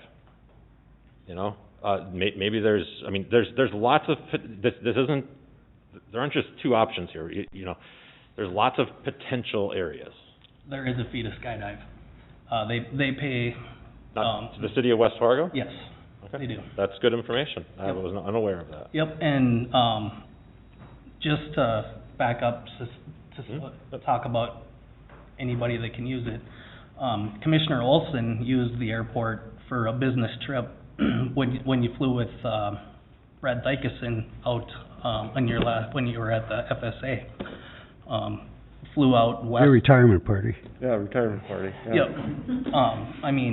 So you don't have to be a pilot to use the airport. Right, but that gets into a slippery slope. Well, okay, and that becomes an argument that if the airport wasn't there, we couldn't do those things. And there's an airport 4.5 miles to the east, there's one less than 20 miles to the west, there's one not, to the southwest, that if I'm on the south side of West Fargo, might honestly be almost as close, in Kindred. Like, there are options. So and I'm not making an argument not to have the airport, but the second you start to use an argument that somebody used it for business travel. That was not an argument, Commissioner, that was just an example. And I'm out there every day, and there are people that come out just to check the place out, people from the city, which is great. Airports are cool, I'm not denying that. It's essentially, a park with a runway. People are more than welcome to come out there. And we have once, Jim Larson took over finance, we had sat down with him, and this was during Mark's time, with us. We are working on increasing you know, our revenues our direct revenues we generate.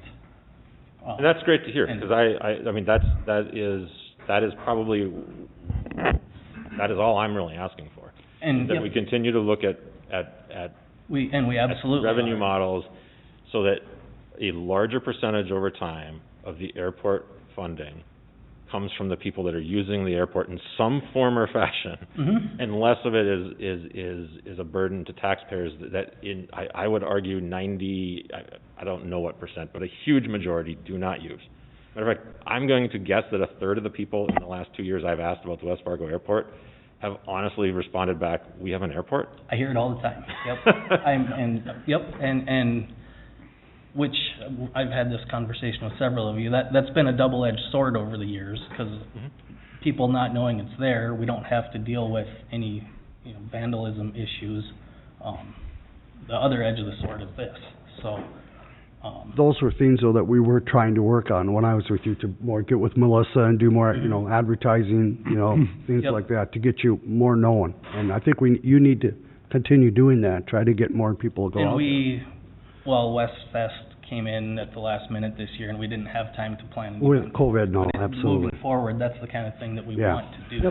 So, Bobby, could you go back a little bit and talk about some of the revenue streams that you're talking about? Obviously, you're a respected service facility. When Commissioner Simmons asked you the question, in North Dakota, there's no sales tax on labor. So it'd be only parts? It's on parts. Okay. So are there any other revenue streams that you have? Are there any other assessments that all these fine gentlemen here that are pilots are sitting here? The businesses each pay fees for operating there. Or are you speaking more in regards to revenue the airport generates from what we have? Yes. So we have two carousel hangars. One is the sixth place. A carousel hangar is a hangar with one door, and there's a rotisserie that that's owned by the airport authority? The city owns that, yes, sir. City owns that, okay. Yep, and which we did raise the price per carousel spot. We have 10 carousel spots in two different hangars. We rent out. There's another city hangar in which we keep the mowers and tractor and such. We rent out part of that. Each hangar owner pays a land lease per year on their building, and then also we all pay property taxes to the county, which gets a portion back to the city. So is there any assessment for maintenance? Maintenance for the runway or anything like that? That's you manage that through the mill levy that you have, and that's, you know, the dollars that you have to spend, and you manage the airport accordingly. Yes, that's all in our budget. Okay. I have a brother who's an active pilot and lives in a fly-in community, and I know what his assessment is in Alpine, Wyoming, and it is horrendous. You mentioned you pay property tax to the county? Our bills go to the county, but then it breaks it down, and mine go directly to West Fargo schools. Right, but do we get that back, Tina? Yes, we do. They're within the city limits, and we own the land, and they pay leasehold interest. So they pay taxes like you or I would, and we get our portion back, yes. On the value of the building? Yes. Not the property. We own the property. Right, but they own it. And you just built a hangar here. You're building, in the process of building one now, correct? You just built one? No, last year. Okay, so that building, that value went up, and then that came back to us, correct? Yes. Yeah, so there's some revenue there as well, is what I'm saying.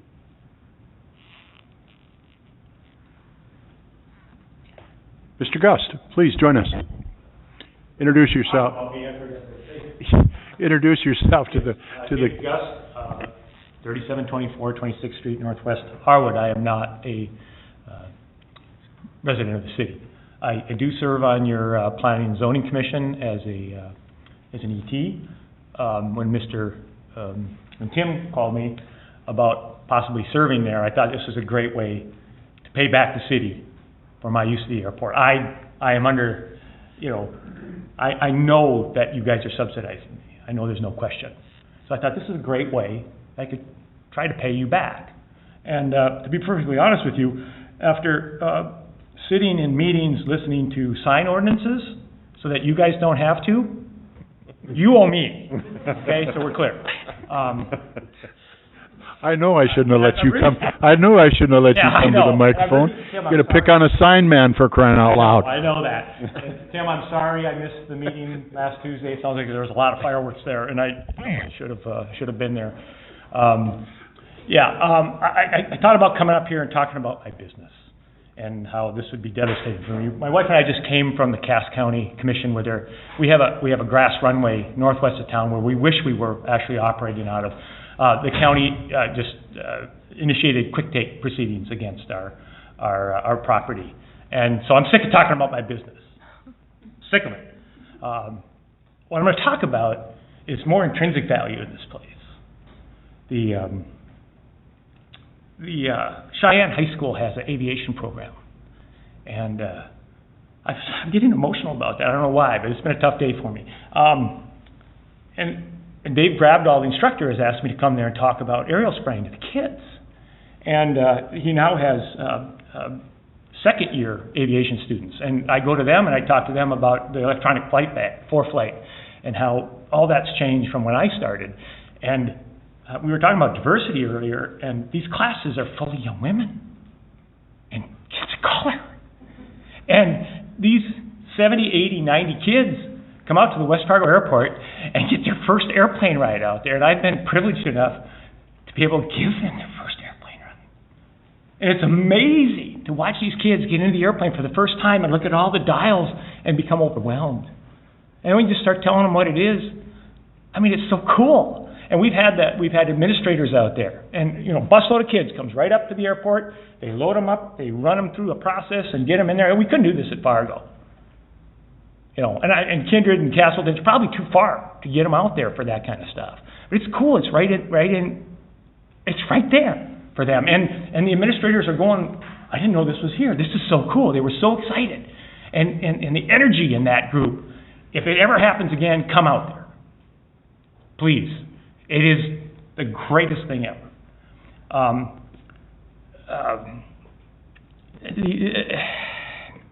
lost my train of thought.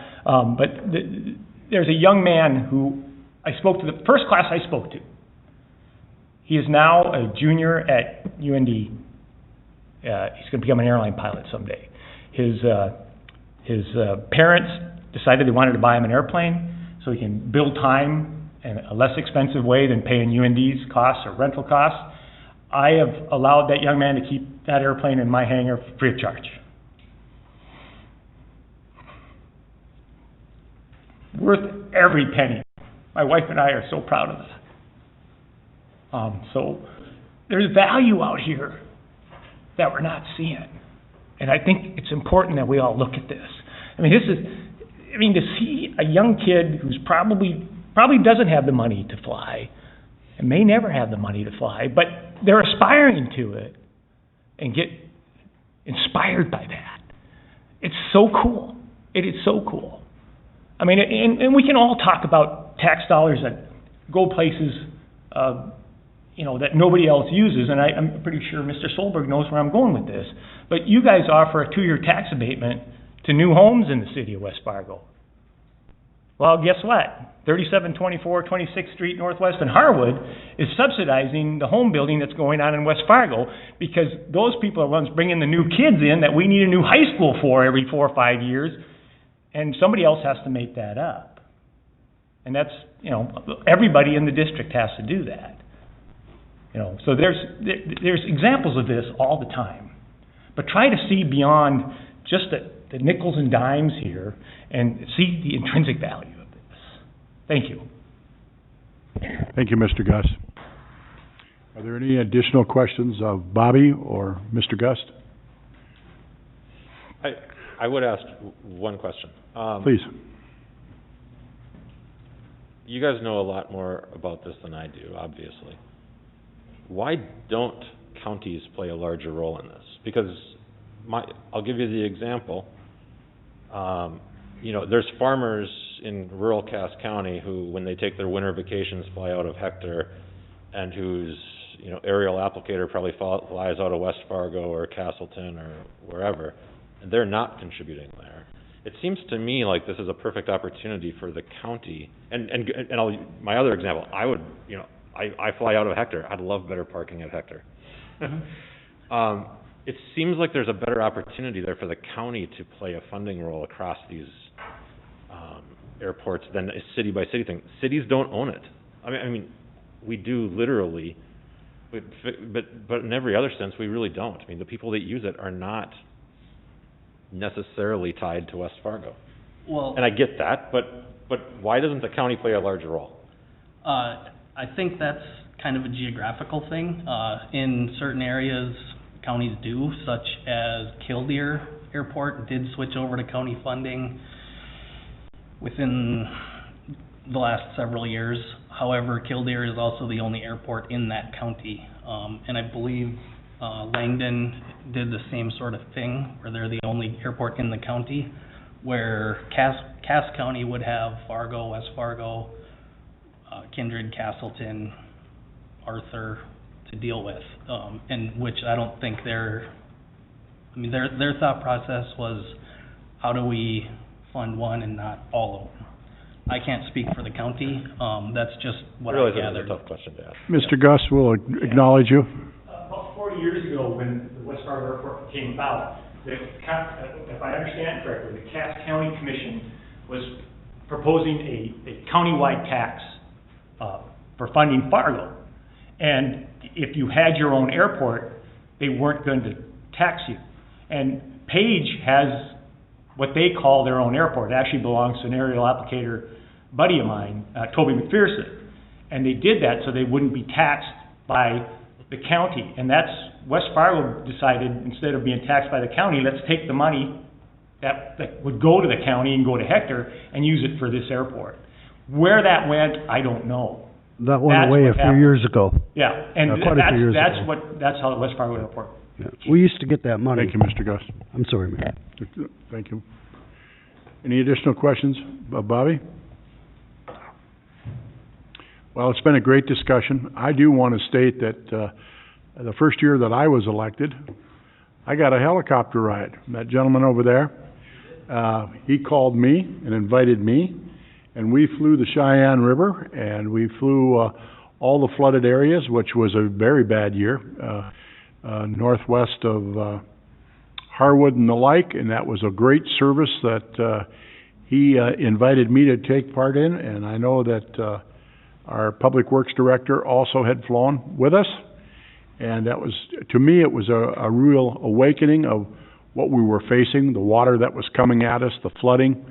So that was a great service, and as far as I know, that was comped by the gentleman that paid for the fuel and the helicopter to take me up. So we absolutely understand that there's true value.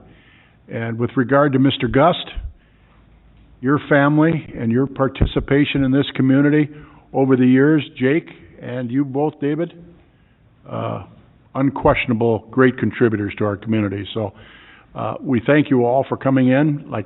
This is basically a discussion. There was a reason with all due respect to Commissioner Simmons, there was a reason that I appointed Commissioner George to the airport. Obviously, she's an avid aviator, so that was on purpose. So I didn't do that by not paying attention. So with all that said, thank you for all your time. It gives us a lot of good things to think about. I would like to have another discussion with you, Bobby, with regard to some of the revenue sources and other things that you folks do to contribute to the success of the airport. Commissioner George, I'd invite you to join us if that's we can make our schedules work. So again, we thank all of you for coming in, and we appreciate all that you do for our community. Anything else on the airport levy wants to discuss? Great discussion. Thank you. Construction report, Mr. Scott. Well, good evening again. Thank you, Mr. President and other members of the Commission. Again, really not a whole lot of construction activity to report on. Quite frankly, we actually spend more of our time on private development activities right now than we do on current city projects. But one thing I do want to report on is the Cheyenne River diversion. We did have to shut the gates on the river. I believe some of you received an email from our diversion superintendent, Pierre Freeman, or I'm sorry, George Grossman. Sorry, Pierre. That flows had increased to the point where action levels were triggered. We needed to shut the gates. That certainly protects the interior north side of the interstate from flood risk. At this point, I don't have a good estimate as to how long we'll have to operate the diversion. I really don't. I can say that Bald Hill Dam is releasing about 650 CFS. With a lot of the other precipitation that we had over the last week, our flows that we're experiencing in town is about 1,000 CFS. Once we get over 800, that's where we really start looking to the need to close the gates. Once we hit 1,000, we're certainly at a point where if we don't have the gates shut, we can experience water on streets. Yes, sir, Commissioner Simmons. Maybe I want to ask him about that. Thank you. Dustin, I know we have, when you close them, here's what happens and you've gotten the complaints already. I've talked about this for years. You know, we open them, we get rushing water, we close them, we get no water. And I'm seeing it already starting to drop.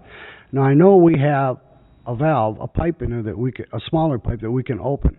Yep. Why do we never do that? Why does it always got to get really high and always got to get really low? Commissioner Simmons, there's a 24-inch bypass pipe at the south gate that was installed a few years ago by Southeast Cass Water Resource District. The primary intent of that was to keep the water fresh. It was not meant to keep the river elevated. There is still a balancing act that when you shut the gates, depending on the water levels north of town, you shut the south gate, that water can start to run out.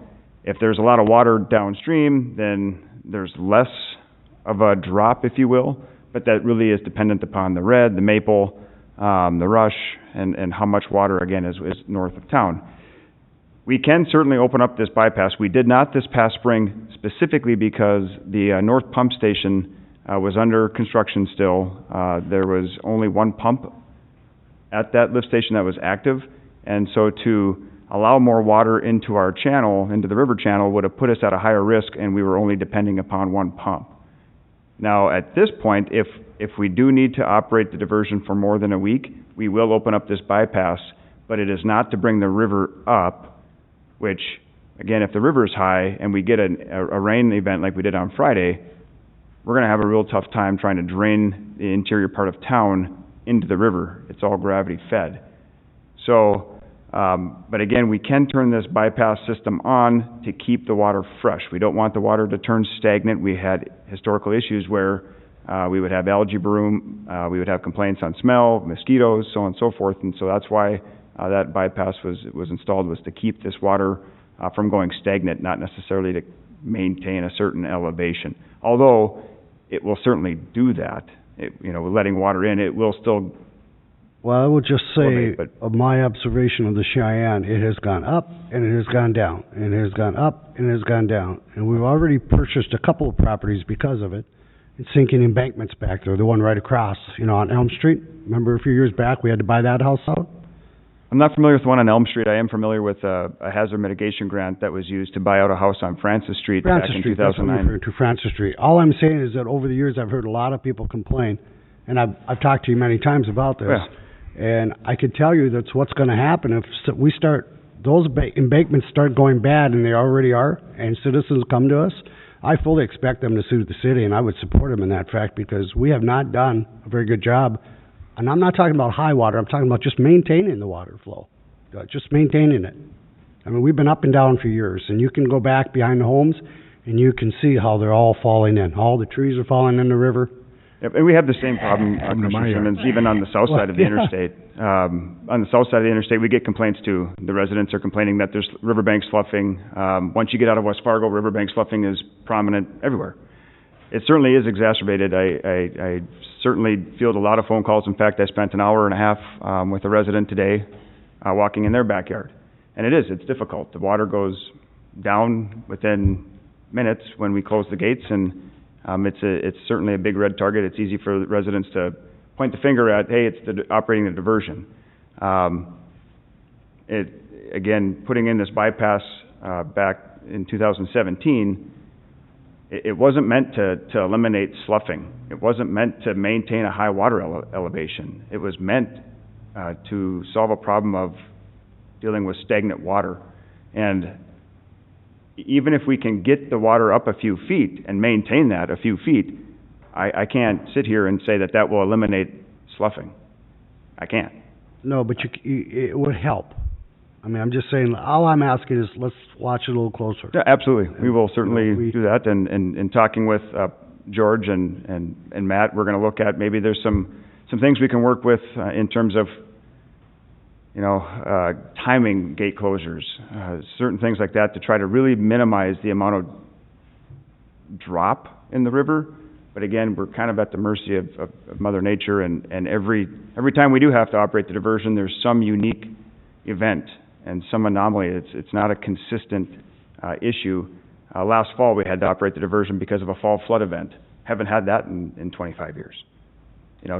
This year again, with all the water coming from Devil's Lake and hitting Lake Ashtabula and the amount of water they release, it keeps the water high for much longer. And so we continue to deal with this. We are also operating within the confines of the U.S. Corps of Engineers and how they've allowed us to operate this diversion, and there's not a lot of flexibility there with the Corps. They can decertify us if we start operating this thing outside the means of the operations manual that they've provided. So, but again, message well received, and yes, we certainly want to keep looking at what other things can we do to really minimize that impact. And in that regard, in meeting with the resident today, they had an interesting request of the commission. I'm not sure if they will come forward or not.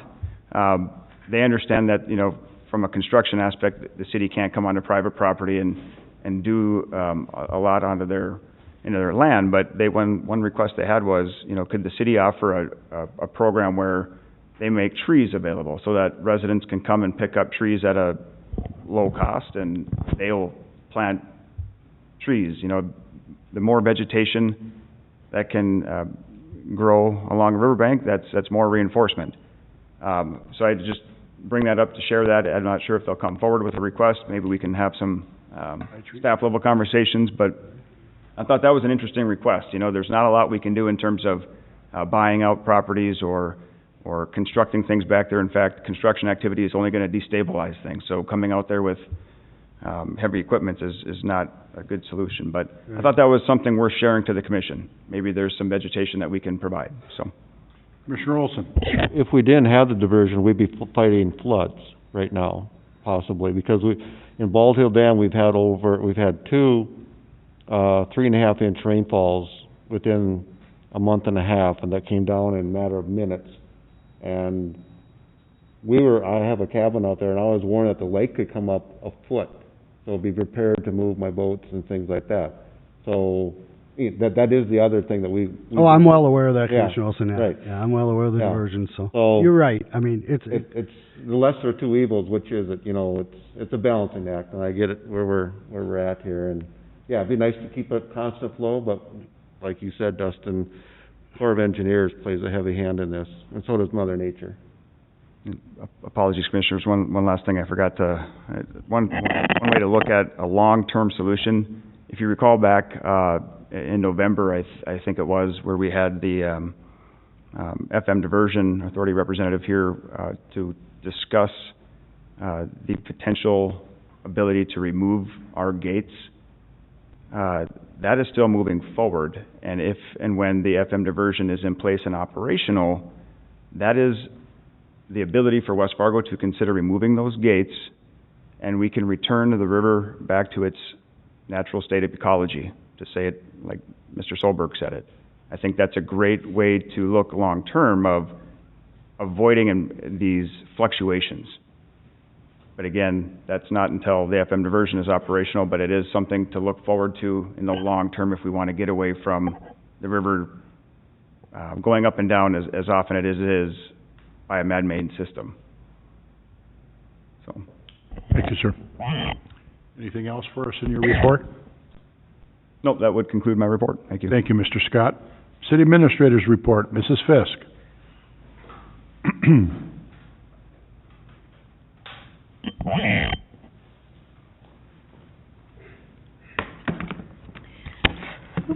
Good evening, Commission President and Commissioners. I have just a few items for you. First of all, I wanted to make you aware of the change in the Code Red system that is taking place effective September 1st. Code Red will be discontinued as of September 1st and will be officially replaced with Cast Clay Alerts. Residents should sign up for Cast Clay Alerts to receive important emergency notifications. If they need help, they can call 211 for assistance in signing up or call our local emergency manager at 433-5439. The website address to register is castclayalerts.gov. Residents will have more flexibility in this system to include being able to register up to 5 addresses, set quiet hours, and confirm receipts. We highly encourage everyone to sign up for this important emergency service. So we wanted to just get that out to the public and make sure that they're hearing it over and over so that they get signed up. The other item I have is something that I think is actually pretty interesting, and we're just getting going with it. Over the past 15-plus years, city staff has met weekly to review upcoming developments and projects, meet with developers, and field inquiries that result in a coordinated response and analysis. This has been helpful for staff as they prepare reports for commissioners to consider new developments and projects.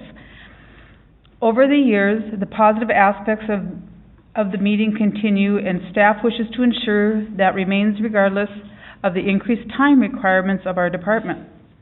Staff wishes to further bring coordination by formalizing the group, providing an agenda, taking minutes, placing on the public calendar, and including the opportunity for a commission president or his designee to attend. That particular meeting would be called the review committee. In doing so, staff also intends to provide a less formal opportunity for analyzing and meeting with developers to be held by secondary staff. This would be called the preview committee. The hope is that this format will provide more transparency and opportunity for additional staff to provide input and increase access while being more efficient with their time and discussions. The intention is the review committee would meet on the second and fourth Tuesdays of each month at 2 p.m., and the preview committee would meet on the first and third Tuesdays of each month. So the purpose of this is to get it more streamlined, to be able to get our secondary staff to be able to meet with developers and get some initial information going, get them educated, and then if it gets up to the review committee, then we would be able to formalize recommendations that would come forward to you as a city commission.